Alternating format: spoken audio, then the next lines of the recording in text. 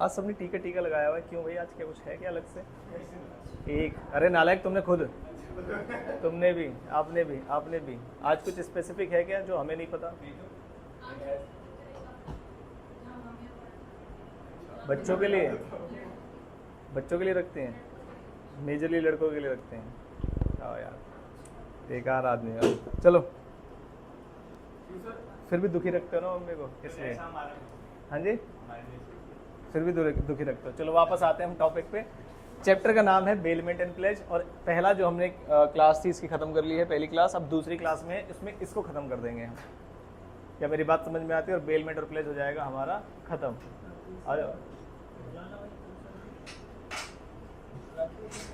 जल्दी जल्दी आ जाओ, क्लास 3/4 आवर्स को कैसे लिखेंगे? कैलकुलेटर पे करते ना, आपको पता चल जाता। 0.75 बोलते हैं इसको। हैं? हाँ, अच्छा एक क्या पूछ, एक मिनट इधर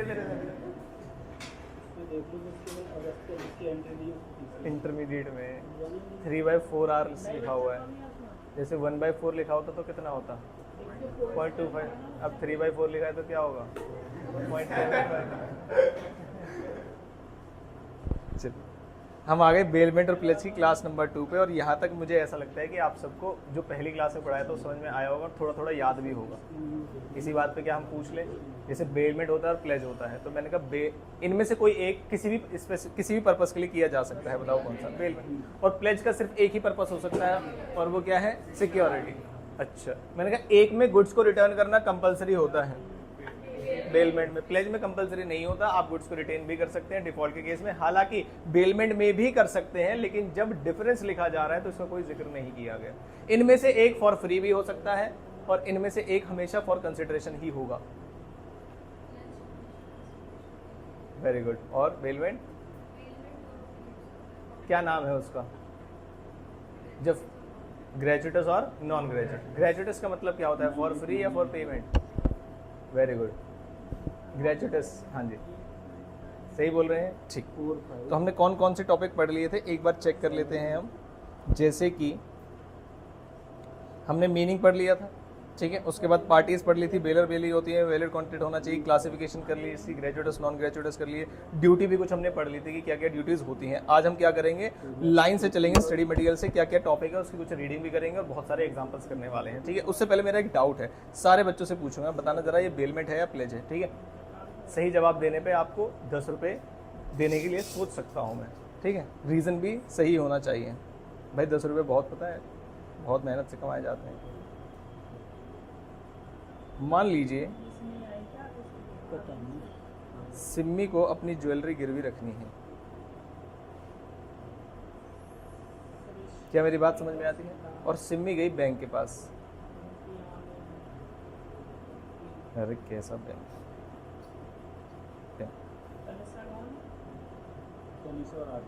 क्या आपको पता है बैंक के पास एक सर्विस होती है लॉकर फैसिलिटी, पता है आपको? लॉकर फैसिलिटी वर्ड का मतलब ये है जब आपको लगे कि आप ही के घर में चोर बसे हुए हैं, कुछ भी गड़बड़ कर सकते हैं। जैसे मान लीजिए कुछ फैमिली थोड़ी बड़ी हो जाती है तो ऐसा लगता है कोई भी व्यक्ति कुछ भी उड़ा सकता है कभी भी, या मान लीजिए कोई काम वाला है, काम वाली आ रही है, आपको नहीं लगता कि घर पे कुछ भी चीज़ें रखना सेफ है, तो उस केस में आप क्या करते हो, अपने घर से अपनी कोई भी चीज़ें पैसे के अलावा भी आप बैंक के लॉकर में जमा कर सकते हैं। क्या मेरी बात समझ में आती है? उसमें खास बात ये होती है कि आप उस जो लॉकर है उसकी जो की है वो अपने साथ लेके चले जाते हैं। इसका मतलब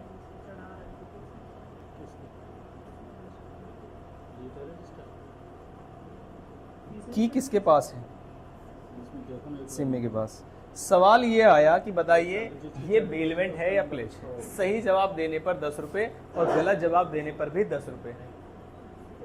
जी हाँ, और जवाब देना कंपलसरी है, ना जवाब देने पे 50 रुपये।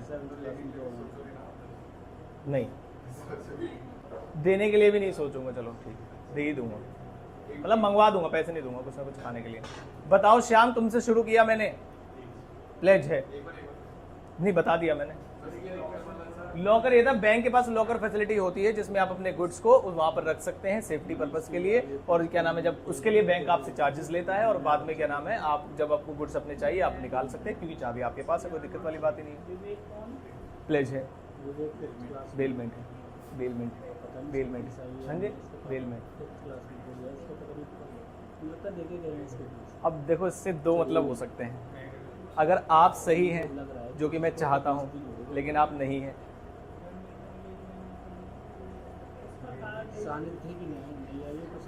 ये प्लेज कैसे है आप मुझे समझाओ, प्लेज का मतलब क्या होता है, प्लेज का मतलब समझाओ, ये छोड़िए ये क्या है।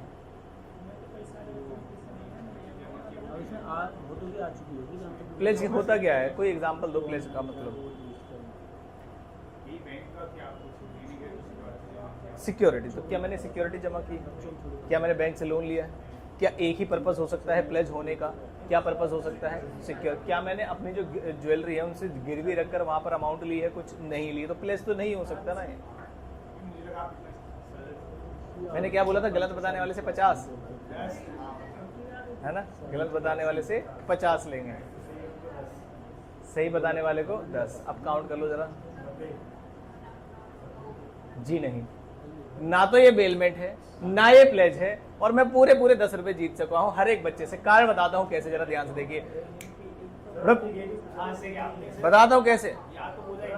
ऑप्शन दो के, मैंने कहा सही जवाब देने पर, मैंने कोई एमसीक्यू थोड़ी खेल रहा हूं कि आपसे 4 ऑप्शन पूछूंगा।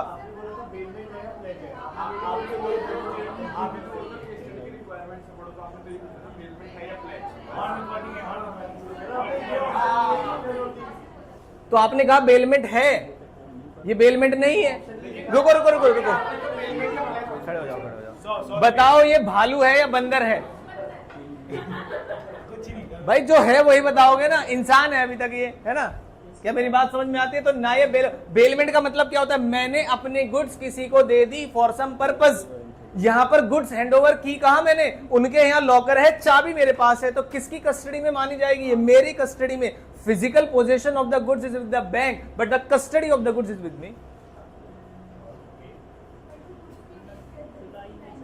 कहां से टेक केयर करेगा? वो बंद रहेगा, उसमें क्या पानी पिलाएगा उसको? टेक केयर बताओ, टेक केयर बताओ क्या करेगा, बताओ बताओ। चोरी होने से तो बैंक के बाहर गार्ड खड़ा हुआ है, हाँ जी, जाले साफ करेगा, वेरी गुड। जो जाले लग जाएंगे ज्वेलरी में वो साफ करेगा बैंक, जी नहीं, कैसे साफ करेगा ये बताओ। चलो ठीक है, रितिका की बात मानी हमने, जल्दी बताओ। हाँ जी, बैंक के पास कोई चाबी नहीं होती भाई साहब, ध्यान रखने के इस बात की, मेरे पास होती है चाबी बस।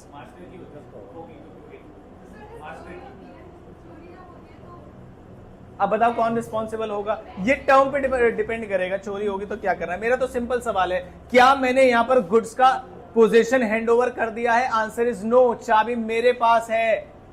यहां पर गुड्स का पोजीशन नहीं किया है मैंने हैंडओवर। क्या मेरी बात समझ? कस्टडी किसके पास है? मेरे पास। तो बताइए क्या ये बेलमेंट है या प्लेज है? ट्रू फॉल्स और एमसीक्यूज वाले बच्चे जरा ध्यान दे, क्या ये बेलमेंट है या प्लेज है? हाँ जी बताओ। हाँ जी, अभी तो आपने कहा दोनों कोई नहीं है। हाँ, तो ना तो ये बेलमेंट है ना ये प्लेज है। This is the true answer. क्या मेरी बात समझ में आती है? और एग्जाम में आया हुआ क्वेश्चन है और काफी सारे बच्चों ने इसे बेलमेंट लिखा है। क्यों? क्योंकि गिरवी नहीं रख रहे हैं ज्वेलरी को, इसलिए बेलमेंट है। ये कौन सा लॉजिक हुआ? When you hand over the goods to someone, you also hand over the keys to him. क्या मेरी बात समझ में आती है? तभी उसे बेलमेंट बोल सकते हैं। कस्टडी अपने पास रख लेना, इसे कोई बेलमेंट नहीं बोला जाता। क्या मेरी बात समझ में आती है? जी बताइए। हाँ जी हाँ, इसी को बेलमेंट बोलते हैं। मैं अगर अपने पास चाबी रख के चला जाऊंगा, इसका मतलब मैंने उसे यूज करने के लिए नहीं दी है, सिर्फ कस्टडी रखने के लिए दी है। और वहां पर जो बेलमेंट होती है वो नॉन ग्रेचुइटस हो सकती है, भाई रख लो खाली। वो बेलमेंट कहां से हुई? जब गुड्स का एक्सेस ही नहीं है आपके पास, उसे बेलमेंट नहीं बोल सकते। फॉर सम पर्पस, यहां पर गुड्स की कस्टडी नहीं है आपके पास। क्या मेरी बात समझ में आती है? पक्की बात है। ये एग्जाम में आया हुआ क्वेश्चन है और बड़ा इंपॉर्टेंट क्वेश्चन था। हालांकि सुबह सुबह मेरे पैसे बन गए, ये बहुत अच्छी वाली बात है। जी हाँ, आंसर इसका ये, ना तो ये बेलमेंट है ना ये प्लेज है। None of the above. Option मैंने एमसीक्यू खेला ही नहीं। क्या मेरी बात समझ में आती है? अब आज की क्लास शुरू करते हैं। इधर सुनिए जरा ध्यान से, इधर इधर इधर वापस। अब मैं आपको हर एक कीवर्ड पढ़ाऊंगा जैसे कि हमने देखा था कि अगर ग्रेचुइटस बेलमेंट होगा तो नुकसान कौन भरेगा, अवेयर था तो क्या होगा, अनअवेयर था तो क्या होगा। क्या आप मुझे बता सकते हैं कि कौन सी ऐसी बेलमेंट होती है जिसमें अवेयर हो या अवेयर ना हो, नुकसान तो भरना पड़ेगा बेलर को, नॉन ग्रेचुइटस। ऐसे याद है आपको चीजें। तो आज हम क्या करेंगे, उसकी लैंग्वेज पढ़ के देखेंगे। पता होना और लैंग्वेज पढ़ने में अलग बात होती है। एग्जाम में एमसीक्यू आए, केस स्टडी आए, थ्योरी क्वेश्चन आए, लैंग्वेज के रूप में आएगा। और आज ही की क्लास में हम इसके एमसीक्यूज और केस स्टडी भी कर लेंगे। क्या मेरी बात समझ में आती है? आप तैयार हैं? क्या आप मानसिक रूप से क्लास में हैं? नहीं, अभी आप बाहर गए थे थोड़ी देर के लिए, पक्की बात है? नहीं गए थे? नहीं गए थे? नहीं गए थे, जाना भी मत। वापस आते हैं हम। उन्होंने कहा हमारे पास बेलमेंट में क्या होता है। कह रहे बेलमेंट में बताओ क्या होता है। दो पार्टीज, क्या नाम है? बेलर और बेलिंग। उसने कहा where X delivers his car for repair to Y. यहाँ पर एक्स कौन है? बेलर। वाई कौन है? ये कैसी बेलमेंट है?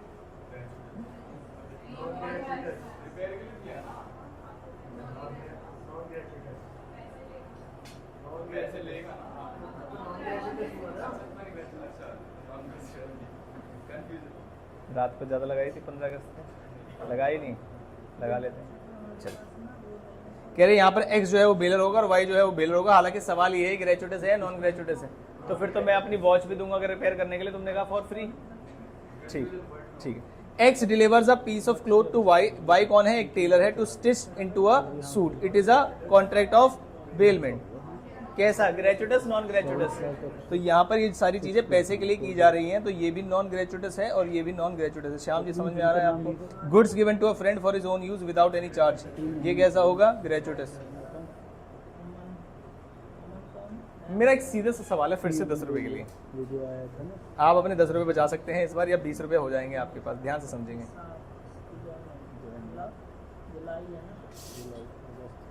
मैंने कहा दो तरीके से बेलमेंट हो सकती है for the benefit of baler, for the benefit of baler. ये मैं टाइप्स बता रहा हूँ आपको ग्रेचुइटस की। मतलब अगर मैं फ्री में दे रहा हूँ तो दो तरीके से हो सकते हैं। ग्रेचुइटस हो सकते हैं। मैंने सिम्मी को होमवर्क दिया था, मुझे अचानक से याद आया एग्जाम्पल बनाने के लिए। ये सबको दिया था, मैंने दिया था ना होमवर्क उसमें। For the benefit of baler का यहाँ पर क्या मतलब है और फॉर द बेनिफिट ऑफ बेली यहाँ पर क्या मतलब है? क्या आप मुझे दोनों का कोई एग्जाम्पल दे सकते हैं जिसमें पैसे नहीं लिए जा रहे, लेकिन एक में बेनिफिट बेली का होगा और एक में बेनिफिट बेलर का होगा? जो बच्चा इन दोनों एग्जाम्पल्स को सही से बता देगा उसके 10 रुपए में वेव ऑफ कर दूंगा। ये ग्रेचुइटस बेलमेंट है जिसमें पैसे नहीं लिए जा रहे हैं। तो एक में पैसे नहीं लिए जाएंगे तब जो बेलर है उसका फायदा होगा, और एक में जब पैसे नहीं लिए जाएंगे तो बेली का फायदा हो रहा है उसमें। भाई फ्री में कोई चीज दे रहे हैं तो किसी एक व्यक्ति का फायदा होगा। जी ट्राई करिए, एक ये चांस मिलेगा और दोनों एक साथ बताने हैं। जी हाँ, मतलब for the benefit of baler पहले बताना है, फिर उसके बाद फॉर द बेनिफिट ऑफ बेली बताना है। मतलब हाँ पहले, हाँ कोई भी बता सकते हैं। हाँ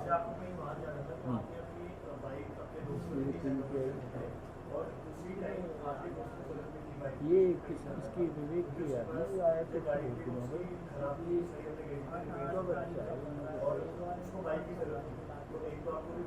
एक आदमी आया था, पैसे दे के गया था, कह रहा था इतने दे देंगे रात को टाइम, इसका पता ही बेली के लिए। ठीक ठीक, अब बेलर वाला बताओ।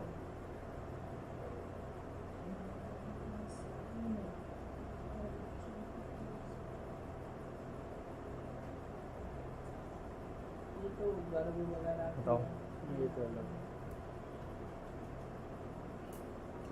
नहीं ना बताने पर भी चलो इसके चढ़ाऊंगा नहीं, 10 को। आप बताइए। नहीं पता, नहीं पता।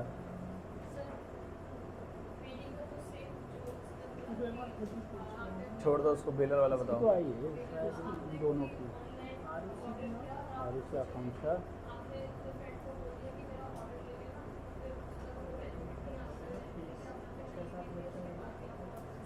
For the benefit of bailor. अब for the benefit of bailee बताओ।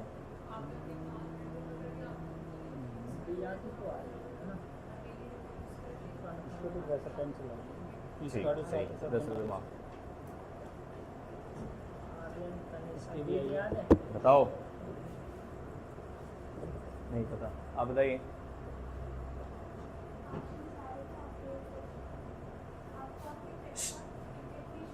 इसके 3000 फीस आई थी 10 जुलाई को। लेबर को, अच्छा लेबर को, सॉरी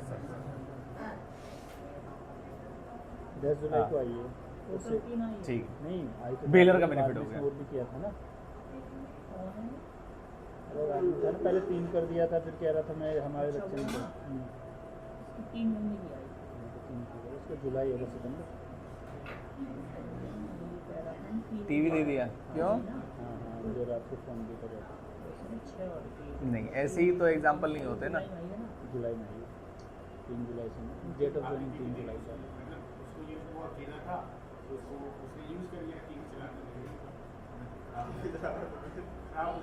तो ये तो मेरा फायदा था ना, रिचार्ज खत्म होने वाला था तो इसमें मेरा भी तो फायदा है ना। रिचार्ज खत्म होने वाला था, मैंने उसको दे दिया।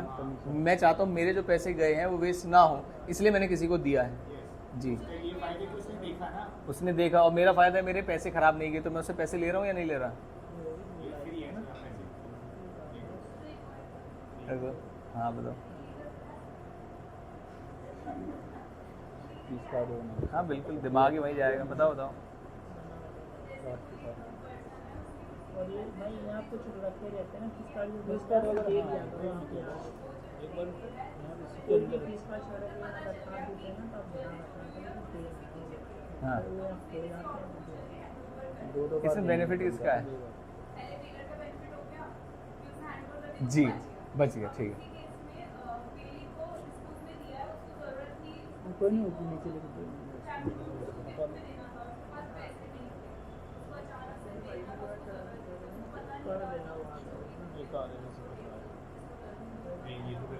तो इसमें बेलमेंट का, इसमें गुड्स तो किसी और के पास चले गए ना, फिर तो थर्ड पर्सन के पास, फिर तो गिफ्ट दे दिया उसने, तो पूरा बेनिफिट बेली का ही हो गया। सही बात है। बेनिफिट का मतलब क्या है? तो बेलमेंट कहाँ हुई इसमें? आपने कहा आप थोड़ी देर के लिए रखने के लिए दिया, परमानेंट दे दी है। जो चोर चोरी करके लाया था उसके पीछे पुलिस पड़ी थी, उसने किसी और को ट्रांसफर कर दिया, तो किस पर्पस के लिए? बाद में वापस ले गया या दे ही दिया है? दे ही दिया है, तो बेलमेंट नहीं है। बेलमेंट का मतलब होता है transfer of position from one person to another for the purpose, and when such purpose gets completed goods have to be return back. ये तो एसेंशियल है। आप बताइए। हाँ, फ्लोर पे। और आपके पास एक बाइक है और आपके हाँ है, कुछ दिनों से चोरी बहुत हो रही है। हाँ हो रही है। सही सही बातें जा रही हैं, कुछ इसमें खराब मत बोल देना बस बीच में। अब तक सही बातें बोल रहा है। तो आपको जैसे आप एक महीने के लिए गाँव जा, मतलब मैं वैसे देखो वही याद कर दी ना जो सही नहीं है। चलो बताओ।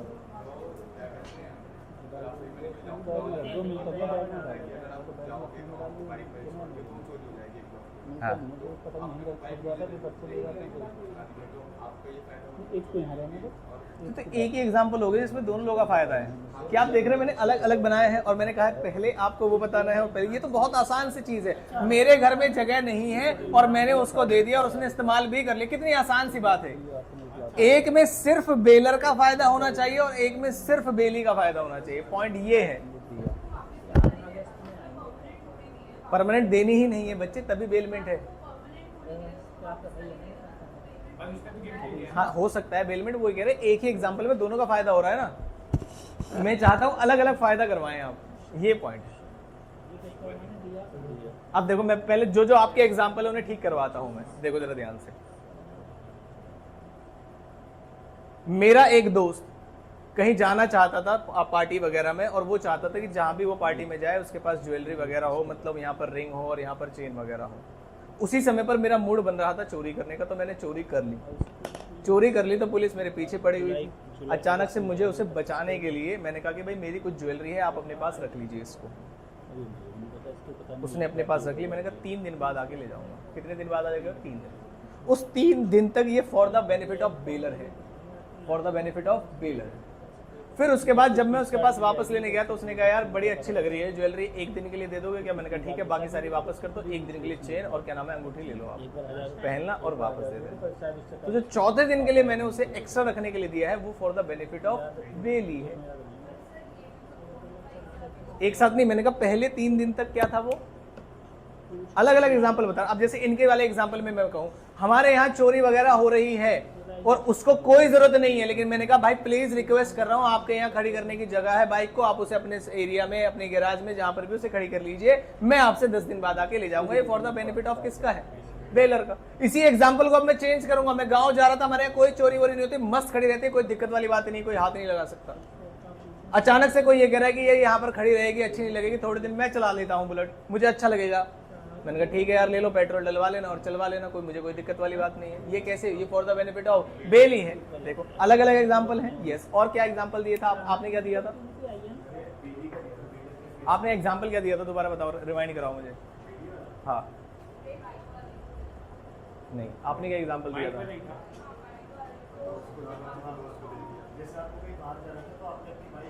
ये बेलर के लिए थी, बेली के लिए। कैसे? मुझे बाहर जाना था तो मैं बेलर हूं तो मैं ही तो दे रहा हूं, तो उसने मांगी मुझसे कि भाई ये खड़ी रहेगी इस तरीके से। बिल्कुल सही है, ठीक। क्या मेरी बात समझ में आती है? तो for the benefit of bailor भी हो सकती है ग्रेचुइटस, और for the benefit of exclusively bailee भी हो सकती है। जब बेली मुझसे मांगने आएगा तो किसके बेनिफिट के लिए होगा? बेली का। तो किसी भी एग्जाम्पल में जब बेली गया बेलर के पास तो वो बेली के लिए बेनिफिट है। और जिस एग्जाम्पल में बेलर गया बेली के पास, मान लीजिए उसके पास स्पेस नहीं है, वो गांव जा रहा है, कोई भी एक रीजन है, तो इसका मतलब किसके बेनिफिट के लिए है? बेलर के। किसके बेनिफिट के लिए? बेलर। कितना सिंपल एग्जाम्पल समझना लायक हो। चलो वापस आते हैं। उसने कहा डिलीवरी ऑफ गुड्स, क्या डिलीवरी ऑफ गुड्स जरूरी है? Answer is yes. डिलीवरी कैसे जरूरी होती है बताइए जरा। डिलीवरी 2 टाइप की होती है। पहली डिलीवरी एक्चुअल, मतलब मैंने गुड्स दूसरे के पास ट्रांसफर कर दिए, this is called actual delivery. और दूसरी कौन सी डिलीवरी होती है? कंस्ट्रक्टिव। कंस्ट्रक्टिव डिलीवरी क्या होती है बताइए? Delivery of key of a car to workshop dealer for repair of the car. इसका मतलब ये है, मैंने कहा मेरे गैराज में जो है गाड़ी खड़ी हुई है, मैंने तुम्हें चाबी दे दी है, जब उसे रिपेयर करोगे तो चाबी की जरूरत पड़ेगी, तो है तो मेरे पास ही है, तो कार किसके पास? मेरे पास ही, लेकिन की किसके पास है? गैराज वाले के। तो आप बता सकते हो कस्टडी किसके पास रही? मेरे पास या मैकेनिक के पास? क्योंकि की उसके पास है। क्या मेरी बात? तो इसे कंस्ट्रक्टिव बोलते हैं, ठीक। पर्पस क्या होता है? कह रहे किसी भी पर्पस के लिए हो सकता है, एक्सप्रेस और इम्प्लाइड भी हो सकता है पर्पस, ठीक है। For example, servant of a master who is in custody of goods of the master does not become a bailee. मैंने कहा मेरा जो क्या नाम है नौकर है वो कुत्ता घुमा रहा है मान लीजिए, तो मैंने कहा क्या वो बेली बन गया? क्या फॉर सम पर्पस डिलीवर किया? नहीं, वो तो कैपेसिटी में है, उसका काम है। क्या मेरी बात समझ आती है? ठीक। उसने कहा टाइप्स ऑफ बेलमेंट कैसे हो सकते हैं? On the basis of benefit bailment can be classified into 3 times. Benefit के बेस पे क्या कह रहा है? For the exclusively of benefit किसका? बेलर का। उसका उन्होंने एग्जांपल दिया, delivery of some valuables to a neighbour for safe custody without क्या चार्ज। तो ग्रेचुइटस है और किसके फायदे के लिए है? बेलर के फायदे के लिए। फिर आते हैं हम फॉर द एक्सक्लूसिवली बेनिफिट किसका? बेली का। कह रहे lending of a bicycle to a friend for use without charge. कह रहे जाओ साइकिल ले लो, 3-4 दिन इस्तेमाल कर लो, कोई दिक्कत वाली बात नहीं। क्या मेरी बात समझ में आती है? ठीक है। कह रहे for mutual benefit of bailor and bailee. कह रहे giving a watch for repair. ये किसके अंदर आ गया बताओ? ये नॉन ग्रेचुइटस के लिए। मैंने कहा क्या ग्रेचुइटस में भी हो सकता है? हाँ, एक ही टाइम पे जब दोनों का एग्जांपल जैसे इन्होंने दिया कि मुझे भी गांव जाना था और उसको भी जरूरत थी, तो दोनों का ही पर्पस पूरा हो गया। क्या मेरी बात समझ में आती है? ठीक। कह रहे on the basis of reward, पैसे मिलेंगे या नहीं, इसकी कितनी कैटेगरी हो सकती है? 2। पहली कौन सी है? ग्रेचुइटस, जो पैसे के लिए होती है, पैसे के लिए नहीं होती। जो पैसे के लिए नहीं होती, फॉर फ्री होती है, इसमें कंफ्यूजन रहेगी हमेशा, है ना। और दूसरा कौन सा है? नॉन ग्रेचुइट, जो पैसे के लिए होती है। फिर आते हैं ड्यूटीज, क्या हमने पढ़ लिया था? ड्यूटी टू डिस्क्लोज फैक्ट्स का मतलब समझते हैं आप? अगर ये ग्रेचुइटस बेलमेंट है तो कैसे फैक्ट्स डिस्क्लोज करने होने जरूरी होने चाहिए, जिसके लिए मुझे पता है या जो मुझे नहीं पता है। ग्रेचुइटस में तो भाई जो पता है वही बता पाएंगे, और नॉन ग्रेचुइटस में भी जो पता है वही बता पाएंगे, लेकिन जो नुकसान उसे होगा अनजाने वाले में भी, वो उसका पैसा मुझसे लेगा, क्योंकि जो मुझे नहीं पता मैं कहां से बता सकता हूं। आगे उसके बाद bear necessary expenses. Bear word का मतलब क्या है यहाँ पर बताइए? बेलर क्यों बियर करेगा? नेसेसरी एक्सपेंसेस, ऐसे सारे एक्सपेंस जो किसने किए हैं? बेली ने। उस गुड्स को रखने के लिए वो सभी एक्सपेंसेस के लिए कौन लायबल होगा? बेलर लायबल होगा। उसके बाद इंडेमनीफाई, अगर आपके किसी भी एक्टिविटी की वजह से बेली को नुकसान हो रहा है तो उसे इंडेमनीफाई कौन करेगा? मैंने कहा कोई डिस्क्लोज, कोई डिफेक्ट्स थे वो नहीं बताया आपने। दूसरा जैसे मान के चलिए मैंने कहा मैं रेंट पर कोई कार लेके आया 7 दिन के लिए। कितने दिन के लिए? 7। मुझे पता था मेरे रिलेटिव्स में 7 दिन किसी ना किसी की शादी या उनके यहाँ फंक्शन है, उन्होंने कहा था कोई बड़ी गाड़ी ले आना और आपस में एडजस्ट कर लेंगे अमाउंट। तो मैं वहां से रेंट पर लाता था और आगे जाके रेंट पर दे देता था। क्या मेरी बात समझ में? और ये बात मैंने क्या नाम है उसको भी बता रखी थी जिससे मैंने गाड़ी रेंट पे ली थी। 5 दिन तक कार मेरे पास रही, बड़ी वाली कार ले ली जिसमें मैंने कहा 7-8 लोगों के बैठने की जगह है। क्या मेरी बात समझ में आती है? अब मैंने कहा मैंने वो कार ली उनसे और आगे जाके दे दी। 5 दिन बाद नॉन ग्रेचुइटस होते हुए उसने कहा मुझे मेरी जो कार है वो वापस करो, मुझे अर्जेंसी में चाहिए। किसने बोला? जो कार का ओनर है, जिसने मुझे किराए पे दी थी। क्या मेरी बात समझ में आती है? अगर उसके pre mature termination of bailment contract से बेली को अगर नुकसान हो रहा है तो क्या उसकी भी इंडेमनीफाई मतलब होता है लॉस की भरपाई करना। तो अगर बेलर के किसी भी एक्टिविटी की वजह से, एक तो हो गया कि डिफॉल्ट अपने डिस्क्लोज नहीं की, वो एक अलग मैटर हो गया। अगर बेलर के किसी भी एक्टिविटी की वजह से बेली को नुकसान हो गया तो ये भी बेलर की रिस्पॉन्सिबिलिटी और बेली का राइट है कि इंडेमनीफाई करेगा। क्या मेरी बात समझ में आती है? उसके बाद नेक्स्ट क्या है? Bound to accept. जैसे ही टेन्योर पूरा हो जाता है गुड्स का, जिस भी पर्पस के लिए दिया है या टाइम के लिए दिया है, जैसे ही वो पूरा हो जाता है तो it is the responsibility of the belly. किसकी रिस्पॉन्सिबिलिटी है? बेली की। गुड्स को रिटर्न कर देगा। टाइम फिक्स है तो after expiry of fix time, और अगर टाइम फिक्स नहीं है तो रीजनेबल टाइम। क्या मेरी बात समझ में थी? तो मान लीजिए अगर बेली मेरे पास गुड्स लेकर आया है, ठीक है, कौन लेकर आया है? बेली, और मैंने उसे लेने से मना कर दिया, एक्सेप्ट करने से मना कर दिया, बताइए फटाफट से, और उसके बाद अगर गुड्स को कोई नुकसान पहुंचता है तो उसके लिए कौन लायबल होगा? बेलर। और ये सारी चीजें ड्यूटीज बोल लीजिए या लाइबिलिटी बोल लीजिए। भाई ड्यूटी है डिस्क्लोज करो डिफेक्ट्स को, नहीं करोगे तो लायबल रहोगे। दूसरा, नेसेसरी एक्सपेंसेस जो बेली मांगेगा वो दे देना, नहीं तो फिर भी लायबल रहोगे। इंडेमनीफाई बेली, तुम्हारे किसी भी एक्टिविटी की वजह से अगर बेली को नुकसान पहुंचता है तो आप हमें वो पैसे भरपाई करके देंगे। Bound to accept the goods. Bound to accept word का मतलब जब भी बेली टेंडर ऑफ गुड्स करेगा, टेंडर वर्ड का मतलब समझ में आता है? एक होता है प्राइस को देना, एक होता है प्राइस को कोशिश करना देने की। जैसे मान लीजिए मैंने कहा श्याम को मैंने पैसे देना चाहा, श्याम ने पैसे एक्सेप्ट कर लिए, दिस इज कॉल्ड पेमेंट। मैंने कहा मैंने श्याम को पेमेंट देना चाहा लेकिन श्याम ने रिसीव नहीं की, this is called tender of payment. कोशिश की देने की लेकिन नहीं दिया। तो मान लीजिए अगर टेंडर ऑफ गुड्स होता है और बेलर एक्सेप्ट ना करे तो क्या होगा? कौन लायबल होगा? तो बच्चा वहीं घूम जाएगा, कहेगा टेंडर का मतलब। तो फटाफट से टेंडर वर्ड का मतलब यहां पर क्या है लिख लीजिए, tender to return the goods.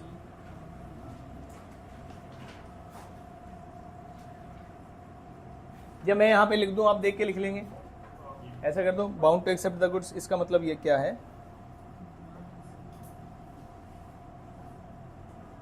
where Bailey makes tender of goods to return। इसका मतलब होता है effort to return the goods।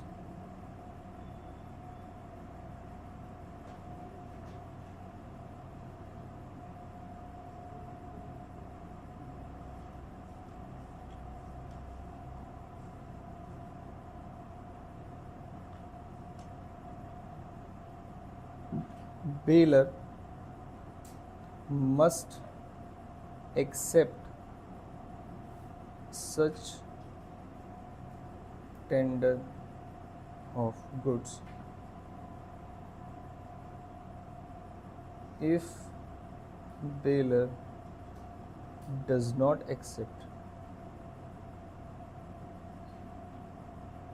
अगर बेलर एक्सेप्ट नहीं करेगा then Bailey will not be liable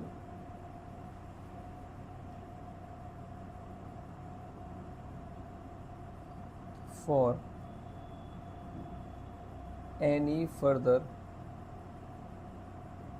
loss to goods। उसके बाद कोई भी गुड्स से लॉस होता है उसके लिए बेली लायबल नहीं होगा। आई होप लैंग्वेज बिल्कुल क्लियर है, ये चीज़ आपसे पूछी जाएगी। टेंडर वर्ड का मतलब समझ में आ गया आपको? ये अनपेड सेलर में भी लिखवाया था मैंने आपको, या तो फिर बायर ने पैसे ना दिए हो या बायर ने टेंडर ना किया हो। क्या मेरी बात समझ में आती है? अगर बायर ने टेंडर किया है पेमेंट देने का और सेलर ने नहीं लिया तो उसे अनपेड सेलर फिर नहीं बोल पाएंगे। क्या मेरी बात समझ में आती है? ठीक, हटा दो इसको यहाँ से, जल्दी करिए, हटा दो। ठीक है, क्या कुछ एग्जाम्पल मैं आपके लिए भी छोड़ दूं? कह रहे duty to disclose the default, क्योंकि मैंने पढ़ा रखा है। देखिए, in case of gratuitous bailment, बताइए फ्री वाले केस में कौन सी बात बतानी चाहिए? जो पता होनी चाहिए या जो नहीं पता होना? जो पता होनी चाहिए। A lends a horse which he knows to be of vicious vicious word का मतलब समझते हैं खतरनाक। विशियस वर्ड का मतलब क्या होता है? खतरनाक, ठीक है। जैसे विशियस स्नेक, बहुत जहरीला सांप, है ना। To be, he does not disclose the fact that horse is vicious, उसने ये बताया नहीं कि हॉर्स जो है वो पागल या आक्रामक किस्म का है। जैसे कुत्ते होते हैं ना, कुछ नॉर्मल कुत्ते होते हैं, कुछ आक्रामक किस्म के, जैसे मान लीजिए पिटबुल है, उनका तो पता रहता है सबको, लेकिन कुछ ऐसे कुत्ते हैं जिनका पता नहीं चलता, वो आक्रामक भी हो सकते हैं और आक्रामक नहीं भी हो सकते। जैसे मैंने एक कुत्ता देखा था, बहुत छोटा कुत्ता था, बहुत छोटा कुत्ता, और मुझे देख के लग रहा था इतना प्यारा कुत्ता कोई कैसे हो सकता है। और जैसे ही उसके पास में गया, उसने बत्ती से दिखाए, से गुस्से से दांत दिखाए, और मैं 1-1.5 घंटे तक उनके घर पे रहा, तो 1-1.5 घंटे तक गुस्से में ही रहा। मतलब देखने में इतना प्यारा, और जैसे बत्ती से दिखाए उसने अपने दांत दिखाए, तो इतना सा पैंदा सा कुत्ता, मतलब 2 कान पे लग जाए उसके उठेगा नहीं 4 दिन तक, और गुस्सा इतना ज्यादा। समझ में आ रही है बात आपको? तो इस केस में बेलर को बता देना चाहिए कि भाई इतनी गड़बड़ है इसमें, है ना। फिर मैंने उसके बारे में थोड़ी सी स्टडी की, मैंने कहा इसी का दिमाग खराब है, इसकी ब्रीड ही ऐसी, तो मैंने थोड़ा सा पूछा उनके बारे में, तो देखा सारी ब्रीड ही ऐसी है उनकी। दिखाऊंगा कभी कोई कुत्ता दिखा।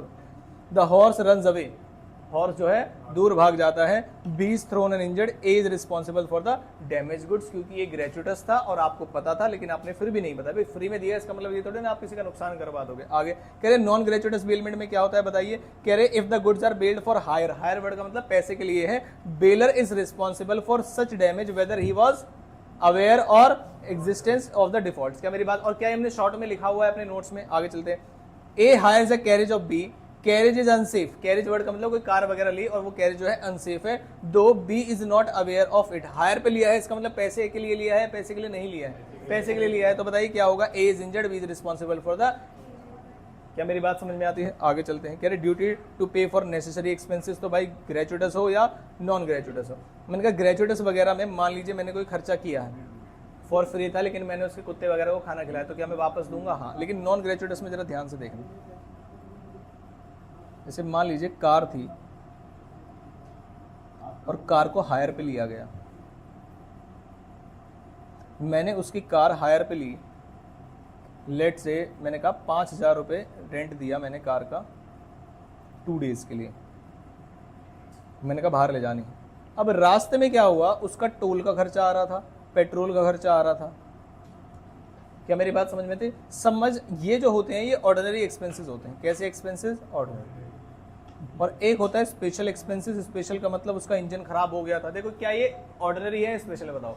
ऑर्डिनरी दिख रहे हैं आपको, ये तो होंगे ही। और दूसरे होते हैं स्पेशल, मान लीजिए इंजन में कोई प्रॉब्लम आ गई या कुछ आ गया, तो उन्होंने कहा अगर आप ग्रेचुइटस बेलमेंट नहीं कर रहे हैं, नॉन ग्रेचुइटस कर रहे हैं, तो इस खर्चे के लिए कौन लायबल होगा बताइए? बेलर या बेली? बेली लायबल होगा। भाई बेली, तुम कार लेके गए हो, उसमें पेट्रोल थोड़ी भरवाऊंगा, मैंने तो तुम्हें कार दी है चलाने के लिए, अब तुम कितनी दूर चलाओ क्या चलाओ, मुझे क्या लेना देना उससे, ठीक है। आगे अगर स्पेशल डैमेज है, मैंने कहा मान लीजिए स्पेशल का कोई एग्जांपल लिखता हूं यहाँ पर कि इंजन की रिपेयर कराने पड़ा, इंजन में डिफॉल्ट निकला, अब वो चाहे तुम्हें पता था या नहीं पता था, बताइए इस एक्सपेंस के लिए, स्पेशल या इसे बोलते हैं इमरजेंसी के एक्सपेंस के लिए कौन लायबल होगा? बेलर। आई होप बात समझ में आ गई। इसका आप एक बार एग्जांपल पढ़ लेंगे। कह रहे A hired a taxi from B for the purpose of going to Gurgaon from Noida, during the journey major defect occurred in the engine. बताइए नॉर्मल खर्चा है या स्पेशल खर्चा है? और कैसा वाला बेलमेंट है, ग्रेचुइटस या नॉन ग्रेचुइटस? नॉन ग्रेचुइटस। क्या लायबल होगा? Yes. A had to pay 5,000 as repair charges. These are extraordinary expenses and it is the bealer's duty to bear such expenses. However, the usual or ordinary expenses for जैसे किस चीज के लिए, petrol, toll tax etc. are to be borne by bailey itself, in case of which non gratuitous bail। क्या मेरी बात समझ में आ गई? ठीक। कह रहे duty to indemnify the bailee for premature termination. Bailor ने अगर प्री मेच्योर तरीके से टर्मिनेट कर दिया है, बेलर ने पहले समय से पहले अगर टर्मिनेट कर दिया है बेलमेंट को, और इस टर्मिनेशन की वजह से बेली को कोई नुकसान हो रहा है, तो बेलर को ही पैसे देने पड़े। क्या मेरी बात समझ में आती है? आगे मैंने क्या बताया था आपको इसका एग्जांपल, जैसे मैंने कहा 7 दिन के लिए मैंने कार ली थी, चौथे दिन उसने मुझसे कार वापस ले ली, मेरी आगे कमिटमेंट्स थी, मेरे नुकसान हो गया, तो मैं उससे भरपाई करूंगा। आगे बेलर्स रिस्पॉन्सिबिलिटी फॉर बेली। कह रहे बेलर की रिस्पॉन्सिबिलिटी क्या है? कह रहा अगर कुछ नुकसान हो गया उसको इंडेमनिफाई किया है, और दूसरा उसकी रिस्पॉन्सिबिलिटी है क्या? Receive back the goods. Bailor की रिस्पॉन्सिबिलिटी है बेली की to give the goods, bailee की रिस्पॉन्सिबिलिटी है to give the goods, and when bailee is coming for giving back the goods, it is the responsibility of the bailor to accept the goods, otherwise it will be called tender of goods. और उसके बाद baler liable नहीं होगा और बेली liable नहीं होगा, कौन liable होगा? क्या मेरी बात समझ में आती है? ठीक है, एक एग्जांपल करते हैं। X delivered his car to S for कितने days? 5 days for safe keeping, ठीक है। However X did not take back the car for, अब आप बताइए एक्स ने वापस नहीं ली 1 मंथ के लिए, तो उसने कहा इन this case S can claim the necessary expenses incurred by him for the custody of car.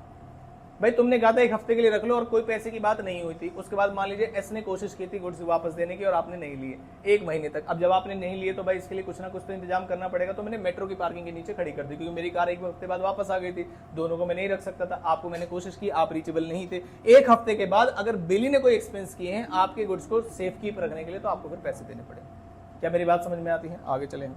Duties of belly क्या ये बता चुका हूँ। बेली मतलब जिसके पास गुड्स हैं, जिसके गुड्स हैं, जिसके पास गुड्स है वो क्या क्या करेगा? To take reasonable care of goods, no authorised use of goods, no mixing of bailor's goods. क्या ये बता रखा है मैंने आपको? अगर मान लीजिए आपने बेलर के गुड्स को मिक्स नहीं करना था लेकिन आपने मिक्स कर दिया, तो अब क्या होगा? तो आप जो उसके सेपरेशन के खर्चे हैं, अलग अलग करने के खर्चे, अगर पॉसिबल है तो उस खर्चे को करवाइए। और वो जो खर्चे हैं वो कौन बियर करेगा? बेलर या बेली? बेली, जिसके पास गुड्स थे, जिसके यहाँ रह के। मैंने कहा मान लीजिए बेली ने करके उसके किसी नौकर ने कर दिया, उसको पता नहीं था, तो भी कौन रिस्पॉन्सिबल होगा? बेली, क्योंकि कस्टडी उसके पास है, पोजीशन उसके पास है। क्या मेरी बात समझ में आती है? मैंने कहा अगर मान लीजिए गुड्स सेपरेबल ही नहीं है तो पूरे सामान के जो पैसे हैं वो कौन देगा? मैंने कहा अगर मान लीजिए जब मैंने गुड्स दिए थे तब उसका मार्केट में रेट चल रहा था 20,000 रुपए। क्या मेरी बात समझ में आई? और 1 महीने के लिए आपके पास कस्टडी में रखने के लिए दिए थे, आपने मिक्स कर दिए। अब जब मार्केट में 1 महीने बाद मैं आपसे लेने आया हूं, आप कह रहे हो मिक्स हो गए हैं, और अगर बाहर से खरीदूंगा तो 25,000 के मिल रहे हैं अब वो। तो बताइए बेली जो है वो 20,000 के लिए मेरे पास लायबल होगा जितने अमाउंट के गुड्स मैंने उसको दिए थे, या जितने का मुझे नुकसान हो रहा है? यानी कि आपके अमाउंट, आपके अकॉर्डिंग कितने अमाउंट का? 25,000, और ये सही अमाउंट। क्या मेरी बात समझ में आती है? ठीक है, ऐसा भी क्वेश्चन आपसे पूछा जा सकता है। रिटर्न द गुड्स, रिटर्न करने की भी ड्यूटी किसकी है? अगर वो एक्सेप्ट ना करे तो मैंने कहा 1 हफ्ते के लिए मैंने किसी को दिया था, उसने रिटर्न नहीं किया, 1 महीने तक अपने पास रखा, इस बीच में गाड़ी को नुकसान हो गया, उसकी गलती नहीं थी लेकिन गाड़ी को नुकसान हो गया। बताइए बड़ा क्वेश्चन। गलती नहीं थी बेली की लेकिन नुकसान हो गया, तब भी कस्टडी में रीजनेबल टाइम के पास किसके पास था?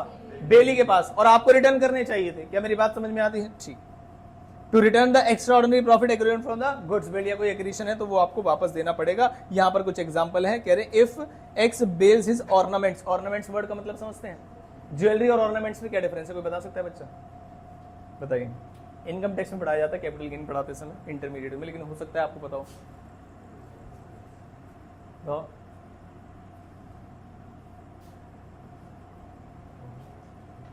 ज्वेलरी पता है आपको क्या होती है? मैंने कहा मेरे पास सोने का बिस्किट है, ज्वेलरी है या ऑर्नामेंट है? ज्वेलरी है। ये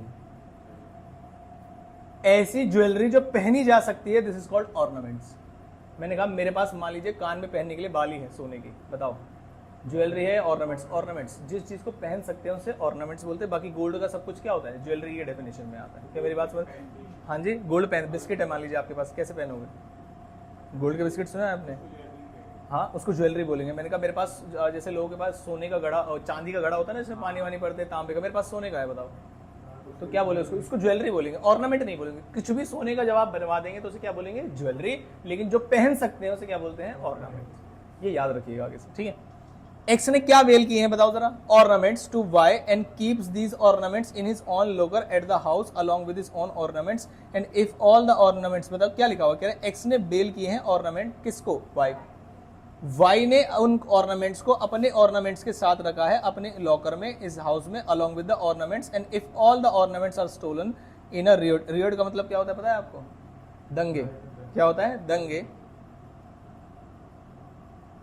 Y will not be responsible for the loss to X. क्यों? क्योंकि उसने ऐसे ही ध्यान रखा उन ऑर्नामेंट्स का जैसे वो अपने ऑर्नामेंट्स का ध्यान रख रहा था। कैसे बताओ भाई? तुमने बेलमेंट किए है और मेरी ड्यूटी बस इतनी सी थी कि मैं रीजनेबल टेक केयर करो उनकी, और मैंने क्या उसे गेट के बाहर रखा है या अपने ऑर्नामेंट्स के साथ रखा है? इसका मतलब एज अ बेली मैंने अपनी रिस्पॉन्सिबिलिटी पूरी निभाई, अगर उसके बाद भी चोरी हो जाए तो ये मेरा रिस्क नहीं है। क्या मेरी बात समझ में आती है? आगे। If on the other hand X specifically instructs Y to keep them in a bank. मैं मान लीजिए मैं एक व्यक्ति हूं, मैंने श्याम को कहा, मैंने कहा श्याम ये लो ज्वेलरी तुम्हें ध्यान रखना है, और ध्यान अपने घर पे नहीं बैंक में रख के रखना। ये डायरेक्शन है हमारे बेलमेंट कॉन्ट्रैक्ट की, लेकिन श्याम ने फिर अपने गुड्स के साथ रखा। तो रीजनेबल टेक केयर तो किया आपने, लेकिन आप according to the terms of bailment नहीं चले। क्या मेरी बात समझ में आती है आपको? पक्की बात है। तो बताइए अब कौन लायबल होगा? दंगे हुए थे जिसमें बेली की कोई गलती नहीं थी, अब कौन लायबल होगा? वाई, यानी बेली ही लायबल होगा। मैंने श्याम से कहा था, मैंने कहा ये जो ज्वेलरी है आपको रखना है अपने कुत्ते के घर में, जहां कुत्ता रहता है आपका वहां रखना है, कुत्ता घर के बाहर रहता है, इसने वहां नहीं रखा, अपने सेफ लॉकर में रख लिया और गुड्स चोरी हो गए। बताइए किसकी गलती? श्याम की, बेली की। क्या मेरी बात समझ में आती है? बस डायरेक्शन अगर गिवन है as per the terms of contract, जो बेलमेंट कॉन्ट्रैक्ट है, अगर बेलर ने आपको डायरेक्शन दी है तो आपको डायरेक्शन के हिसाब से ही चलना है, ठीक है। तो 2 एग्जांपल दिए हैं उन्होंने।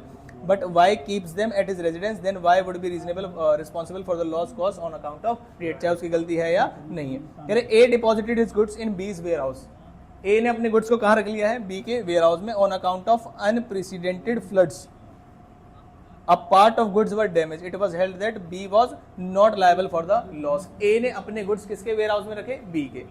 अचानक से आंधी तूफान बाढ़ आ गई और गुड्स खराब हो गए, तो क्या इसमें बेली की कोई गलती है? Answer is no. तो जब तक बेली की गलती नहीं होगी, बेली केयरलेस नहीं होगा, या फिर बेली जो है आपकी डायरेक्शन के अकॉर्डिंग नहीं चलेगा, आप बेली को लायबल नहीं ठहरा सकते। क्या मेरी बात समझ? जैसे मान लीजिए मैंने अपना कुत्ता गांव जाने से पहले आपके घर पे रख दिया, बाढ़ आई और कुत्ते और बाइक वगैरह सब बह गए जो बाहर थे, तो क्या मैं आपसे आगे अपना कुत्ता ले सकता हूँ? इसमें आपकी कोई गलती नहीं थी। क्या मेरी बात समझ में आती है? ठीक।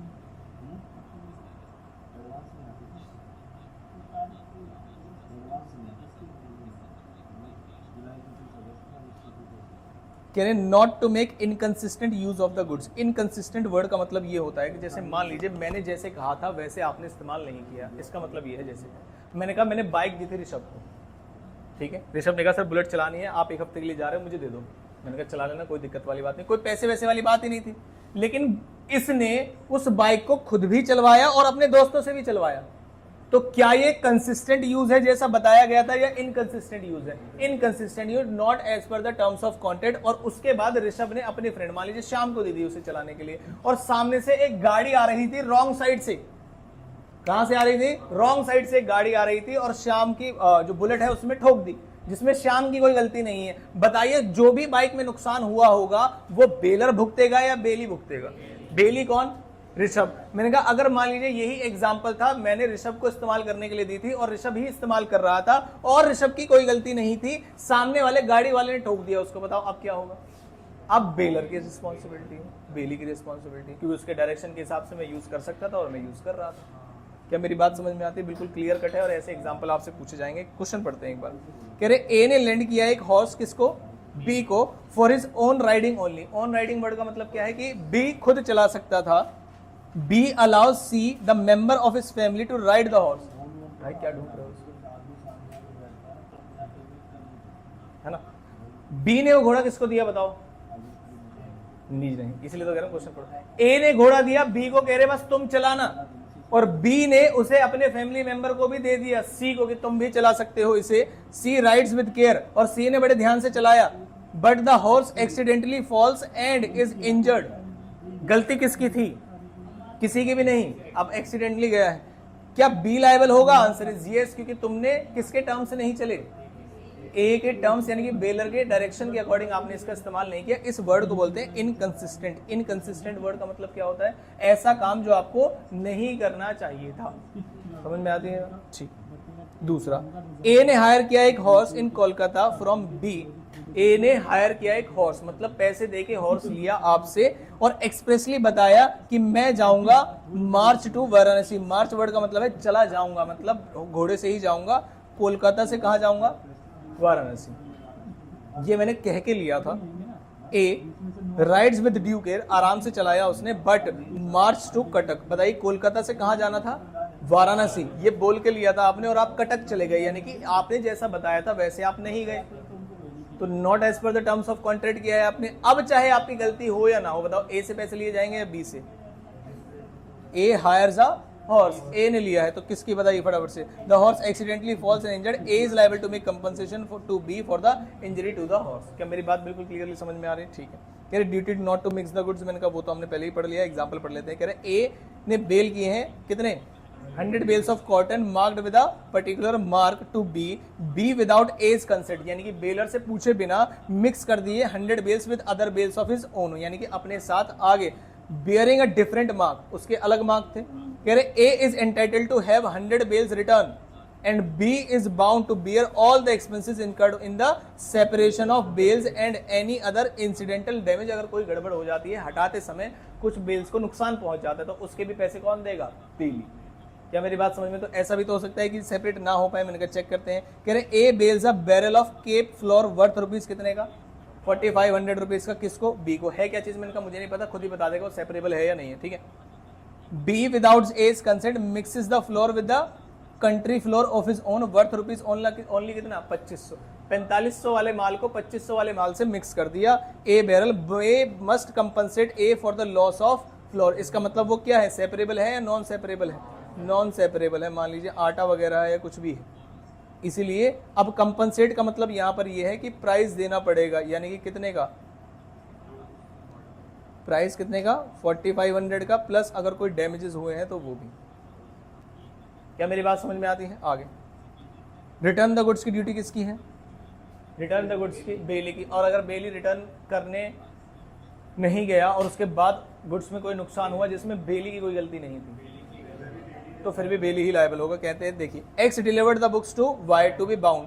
ठीक है। Y promise to return the books within a reasonable time.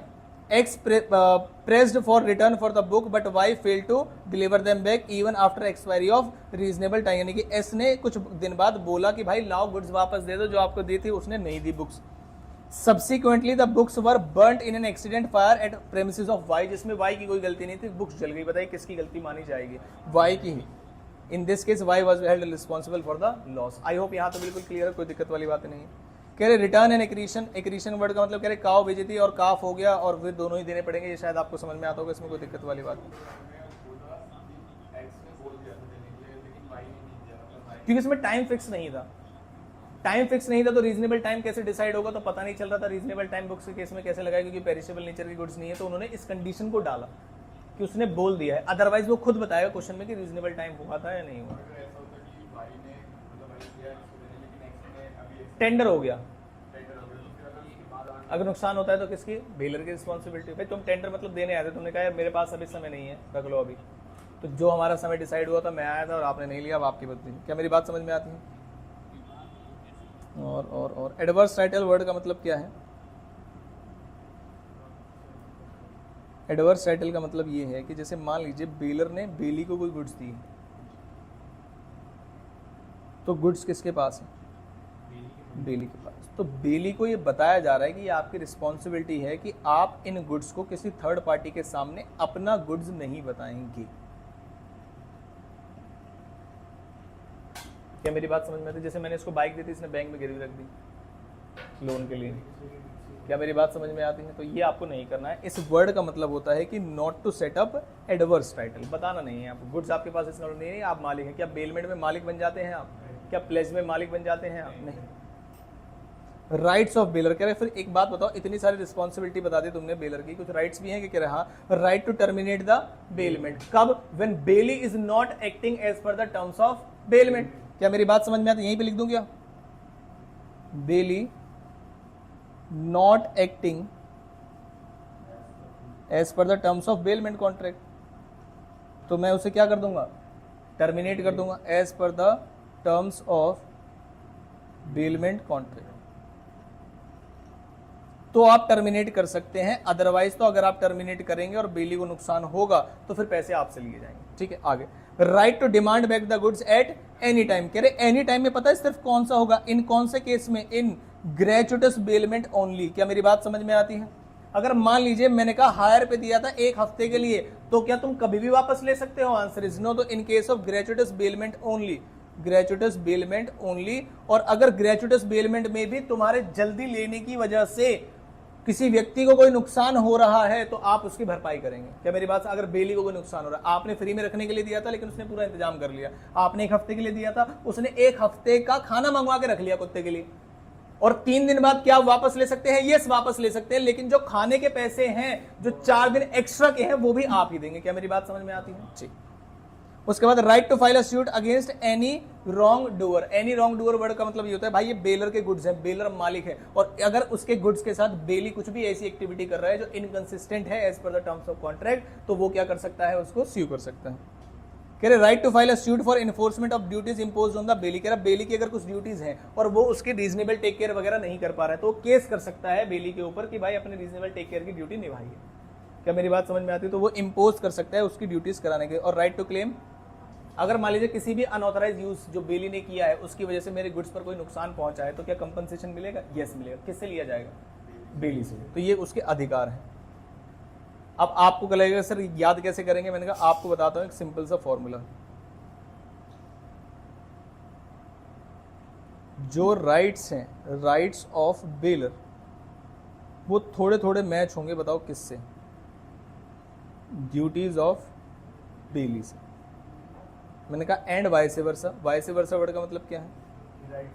जो राइट्स ऑफ बेली हैं, जो बेली के अधिकार हैं, जैसे कि मैं बोलूं कि बेली का अधिकार है कोई भी एक्स्ट्रा ऑर्डिनरी एक्सपेंस अगर उसने किया है तो वो वापस ले सकता है। किससे? बेलर से। तो यही ड्यूटी बन जाएगी किसकी? बेलर की। क्या मेरी बात समझ में आती है? Duties of baler. समझ में आया मेरी बात? पक्की बात है? ठीक, आगे चले हम। Right to terminate the bailment हमें समझ में आता है। डिमांड बैक द गुड्स हमें समझ में आता है। ठीक है। फाइल अ सूट, कोई रॉन्ग डूअर है, मैंने कहा हमने सब पढ़ लिया, हमें मत बताओ। नेक्स्ट कौन से राइट्स आए? बेली के क्या राइट्स हैं? आप बताओ जरा, सोचो जरा, बेली के क्या राइट्स होंगे? हाँ, बेली के राइट्स। बेली के, अगर आपने टेंडर किया है वापस देने का और उसने वापस नहीं लिया और उसके बाद गुड्स को कोई नुकसान होता है या आप उसके टेक केयर करने के लिए कुछ खर्चा करते हैं तो वो आप रिटर्न ले सकते हैं। ये बेली का राइट है। दूसरी चीज, अगर कोई नॉन ग्रेचुइटस बेलमेंट हुई जिसमें बेलर को बता देना चाहिए था, चाहे उसको पता था या नहीं पता था, और उसे नुकसान हुआ है तो उस पैसे को भी रिकवर करवा सकता है कौन? बेली। क्या मेरी बात समझ में आती है? पक्की बात है। देखिए, right to deliver the goods at any of the joint bailors, इसका मतलब ये है कि जैसे मान लीजिए मैं बोलूं 4 लोग मेरे पास आए और एक कार डिलीवर करके गए। 4 लोग जॉइंट ओनर्स थे। कैसे ओनर्स थे? Joint owner. उनमें से किसी एक को भी अगर मैंने कार वापस कर दी ना तो ये मेरा अधिकार है, मैं मान लूंगा कि मैंने कार वापस कर दी। चारों को एक एक हिस्सा तो दूंगा नहीं। एक साथ कौन आए थे? जिसके पास कार है या जो कार देने आए हैं? जो कार देने आए हैं वो एक साथ आए थे, 4 लोग। क्या मेरी बात समझ में? तो मैं अगर उनमें से किसी एक ओनर को भी दे दूंगा तो मान लिया जाएगा मेरी ड्यूटी खत्म हो गई। क्या मेरी बात समझ में आती है? आगे, right to indemnity. Indemnity word का मतलब ये कि अगर मुझे भी कुछ नुकसान हुआ है एज अ बेली तो ये भरपाई कौन करेगा? उसकी, बेलर। आगे, right to claim compensation in case of faulty goods. कुछ खराब गुड्स से आपने बताया नहीं तो उसका भी नुकसान मिलेगा आपको। नेक्स्ट देखो, यहाँ पर कुत्ता था, उसकी वजह से मुझे नुकसान हुआ, या कोई भी एक्स्ट्रा चीज तो ये बताएंगे आप। यहाँ पर आपने कोई फॉल्ट डिस्क्लोज नहीं किया, मान लीजिए इंजन नहीं चल रहा था, आपने बताया नहीं, आपको बता देना चाहिए था। आगे, right to claim necessary expenses, तो जो भी आपने नेसेसरी एक्सपेंस किए वो भी आपको वापस मिलेंगे। Right to apply to court to decide the title of goods. मैंने कहा ये थोड़ा सा गड़बड़ वाली बात है, देखो जरा ध्यान से। मैंने ऋषभ को बाइक दी, ध्यान से समझना।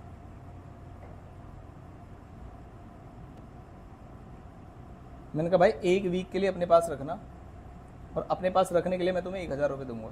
ध्यान से समझना, ठीक है। बाइक देके मैं गांव चला गया, उसके बाद बैंक आया,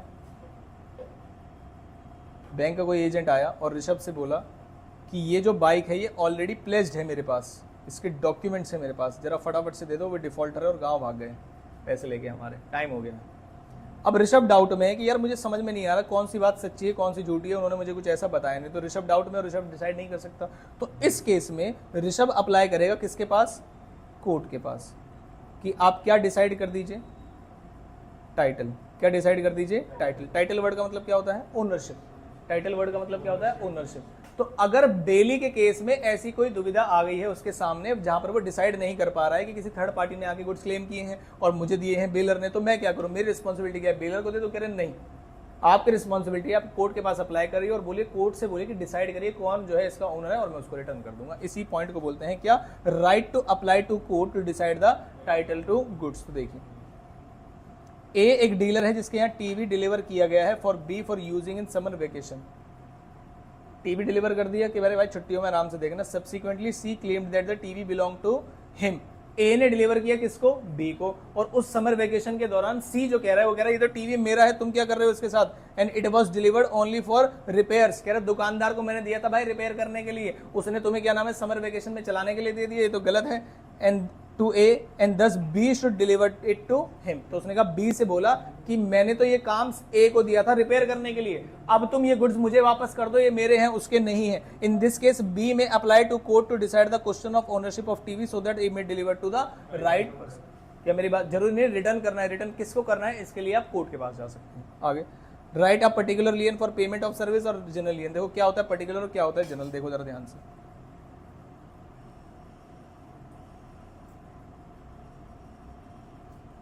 मैंने कहा बैंक के पास मैंने गुड्स रखे और गुड्स में मैंने अपनी बाइक रख दी, ध्यान से समझना। बैंक के पास नहीं, किसी नॉर्मल व्यक्ति के पास, ठीक है। जैसे मान लीजिए मैंने कहा मैंने अपनी बाइक रख दी श्याम के पास, ठीक है, और उधार लिया था उससे 1 लाख रुपए का, ठीक है, गिरवी रखी है। तो कैसे बेलमेंट बोलूँ या प्लेज बोलूँ? प्लेज। समझ में आती है बात? मैंने डिफॉल्ट कर दिया पैसे देने में, बताओ श्याम क्या कर सकता है? रिटेन कर सकता है। क्या कर सकता है? रिटेन कर सकता है। और रिटेन का मतलब क्या होता है? लियन लगाना। जब तक पैसे नहीं दोगे तब तक मैं आपके गुड्स रिटर्न नहीं करूँगा। इसे कैसा लियन बोलेंगे? मैंने कहा स्पेसिफिक लियन बोलेंगे। कैसा? स्पेसिफिक लियन। स्पेसिफिक वर्ड की जगह कई बार यूज किया जाता है पर्टिकुलर लियन। अब आता हूं मैं जनरल लियन पे, सारे बच्चे जरा ध्यान देंगे। जनरल लियन का क्या मतलब होता है? मैंने कहा देखो बैंक है, कौन है? बैंक।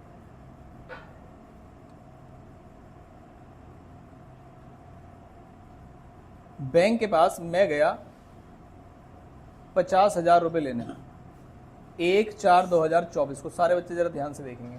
और मैं बाइक डिलीवर करके आ गया उसको, बाइक। मैंने कहा भाई बाइक रख लो तुम, कोई दिक्कत वाली बात नहीं, कोई टेंशन नहीं। मैंने जो यहाँ पर टाइम पीरियड मांगा था वो मांगा था 3 मंथ्स का, कि 3 महीने तक आप मेरी बाइक रखना, अगर मैं पैसे ना दूं आपके ब्याज के साथ तो आप मेरी बाइक रख सकते हैं। मैंने कहा ठीक है।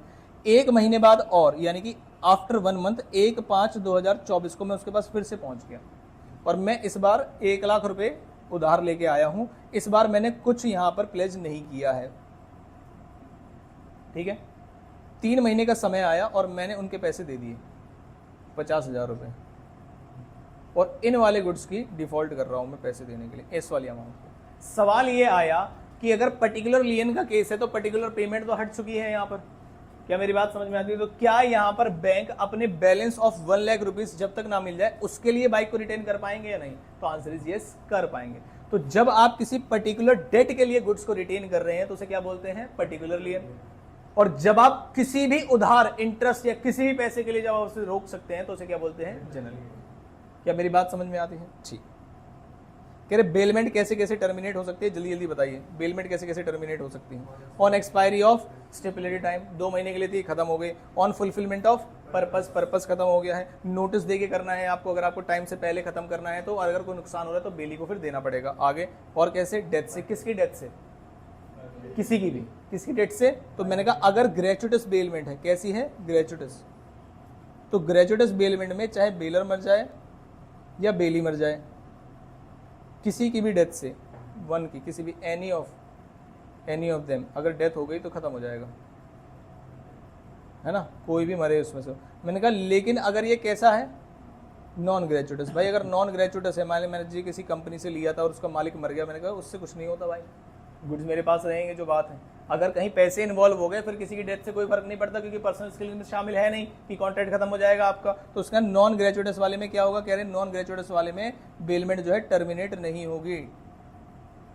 और यहां पर क्या टर्मिनेट हो जाएगी? क्या? हाँ, यहां पर टर्मिनेट हो जाएगी। क्या मेरी बात समझ में आती है? पक्का? ठीक। उसने कहा destruction of the subject matter. कह रहे सब्जेक्ट मैटर ही डिस्ट्रॉय हो गया। मैंने कहा कार थी, मान लीजिए आग लग गई उसमें, अब क्या हुआ?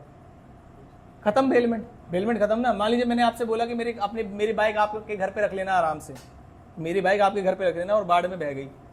2 महीने के लिए दी थी, 1 महीने बाद बाढ़ आ गई, तो बाकी जो 1 महीने बचा उसमें बेलमेंट चलेगा या नहीं चलेगा? नहीं चलेगा। और क्या बेली लायबल होगा? नहीं होगा। मेरी बात समझ में आती है? इसलिए जो है टर्मिनेशन हो गया।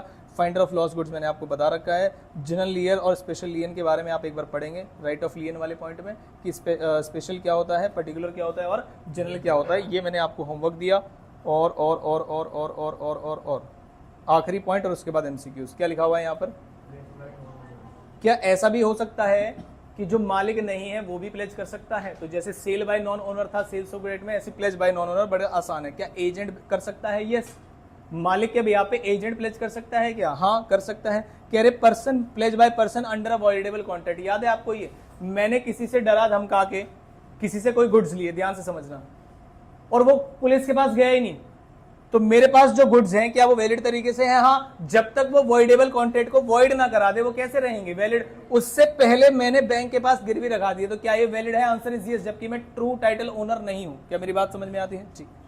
कह रहे pledge where owner has only limited interest. Limited interest, चलो इस पॉइंट को मैं आपको कल बताता हूँ, एक क्लास और लगाऊंगा याद कराने में। फिर भी अगर आपको अमाउंट जानी है तो अमाउंट देखिए। मिस्टर एक्स ने फाइंड किया एक defective phone lying on the road, he picks it up, gets is repaired, कितने रुपए के लिए? 5,000 रुपए, खराब था। Later he pledges the mobile, कितने के लिए? 2,000 रुपए लिए। किस पे? बैंक के पास, किसी के भी पास। अगर मान लीजिए ट्रू ओनर आ जाए तो कब तक पैसे ना दूं? जब तक वो 2,000 ना दे दे, या जब तक वो 5,000 ना दे दे? जब तक वो 5,000 ना दे दे तब तक। 2,000 तो मेरा उधार था, मैंने खर्च कितने किया उस पर? 5,000। ठीक है।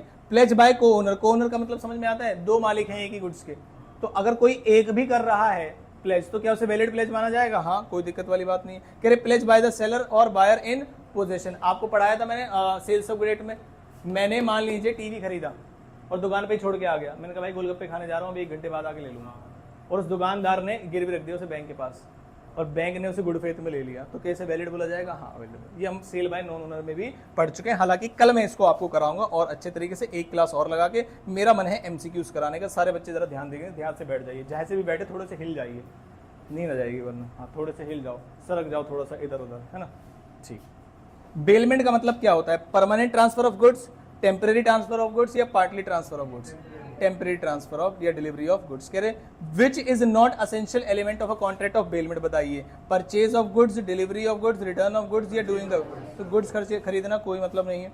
इन द, देखो हम डिस्कशन बहुत कुछ करते हैं उसके अंदर, लेकिन क्वेश्चन कैसे आ रहे हैं ये भी देखना पड़ेगा, है ना?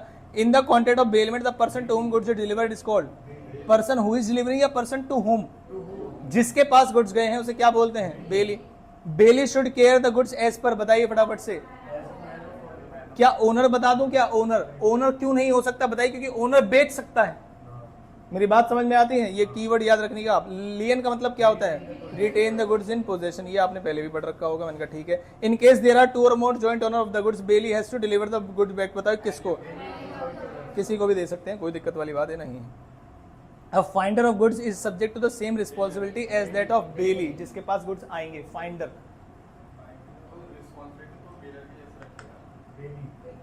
बेली की जैसे, जैसे किसी ने गुड्स दिए हैं मुझे संभाल के रखने के लिए, बिल्कुल उसी तरीके से आप गुड्स को संभाल के रखेंगे अगर गुड्स रास्ते में भी मिल गए हैं तो। ठीक है। Bailment of goods as security, क्या बोलते हैं उसको? Pledge. What is essential element of valid pledge, बताइए। प्लेज की डिलीवरी ऑफ गुड्स होनी चाहिए, प्राइस होना चाहिए, नन ऑफ द अबव होना चाहिए, डिलीवरी ऑफ बिल्स होनी चाहिए। जल्दी से बताइए इनमें से एसेंशियल क्या पूछा है भाई? डिलीवरी। गुड्स की डिलीवरी कर दोगे आप तभी तो प्लेज होगा। क्या मेरी बात समझ में आती है? क्या डिलीवरी ऑफ बिल्स कुछ लेना देना है? प्राइस होता है क्या उसमें? प्राइस कहाँ होता है उसमें? तो सिक्योरिटी के तौर पे हम अमाउंट देते हैं लोन का, प्राइस कहाँ होगा उसमें? ठीक है। Pledge is a contract of, कैसा बोलते हैं उसको? बेलमेंट का एक कॉन्ट्रैक्ट होता है जिसका स्पेस, देखो बेलमेंट किसी भी पर्पस के लिए की जा सकती है।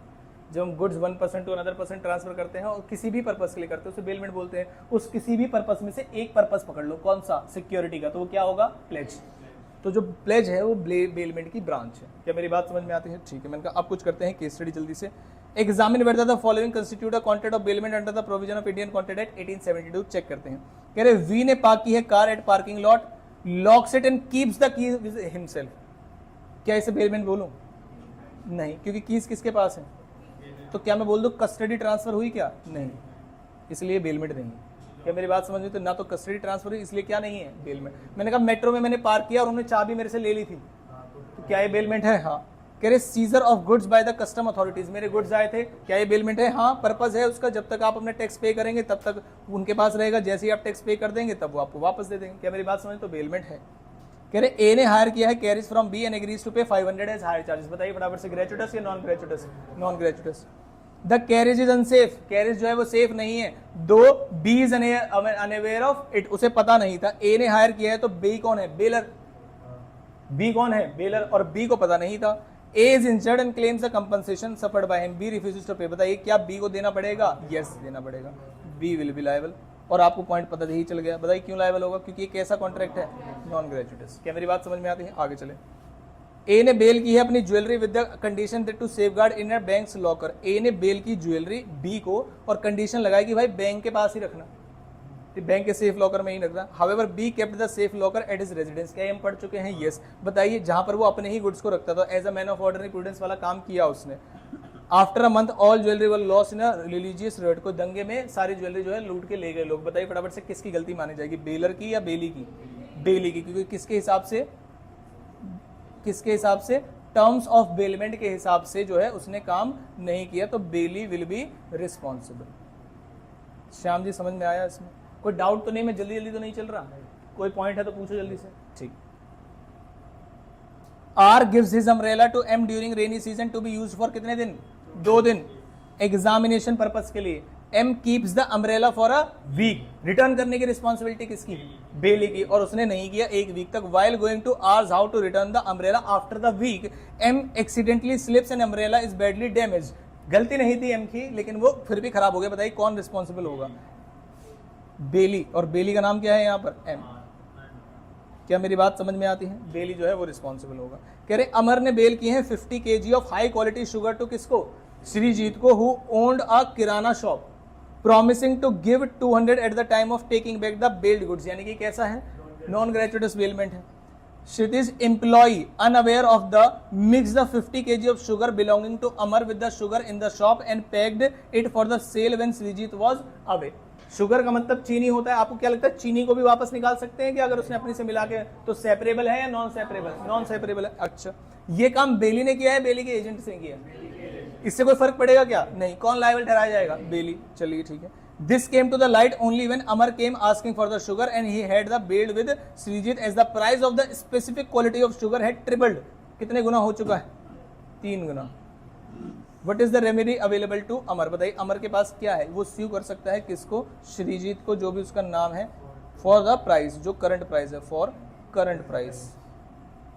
तो इसमें जो प्राइस था, मान लीजिए ओरिजिनल प्राइस क्या था, उसमें नहीं लिखा था 200 1 kg का, तो 50 × 200 करूंगा तो कितना हो जाएगा? जल्दी से बताओ। 10,000 हो जाएगा। और अब मैं जो 10,000 लूंगा वो होगा प्राइस, और जो 20,000 एक्स्ट्रा लूंगा वो क्या होंगे? डैमेजेस। नहीं है समझ में? आप लिखना चाहते हो 30,000 प्लस डैमेजेस। डैमेजेस क्या होंगे? 10,000 का प्राइस था, 20,000 का जो बढ़ गया था वो डैमेज हुए। क्या मेरी बात समझ में आती है? ठीक।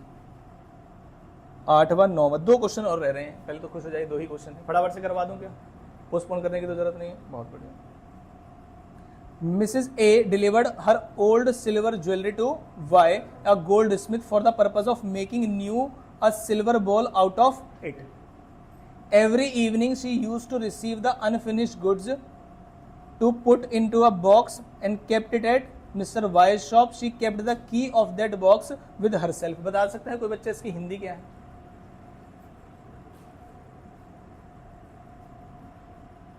मिसेस ए ने वाई को काम दिया ज्वेलरी पे करने के लिए, और हर शाम जाके चेक करती थी कितना काम हुआ, और वाई की ही दुकान पे एक सेफ लॉकर में अनफिनिश्ड जो पार्ट था उसे रख के आ जाती थी वहीं पर, और लॉक लगा देती थी और चाबी खुद ले आती थी। तो बताइए क्या बोल दूं मैं कि गुड्स का पोजीशन और डिलीवरी बेली के पास है या बेलर के पास है? बेलर के पास है। ठीक।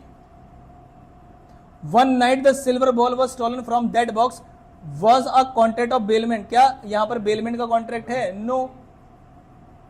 Where the possession of the goods एक delivered constitute contract of bailment और नो? बताइए कौन लायबल होगा? कौन लायबल होगा? बेलर, यानी कि कौन? Mrs A. Mrs A will be liable. X थे, ए थे, ए थे,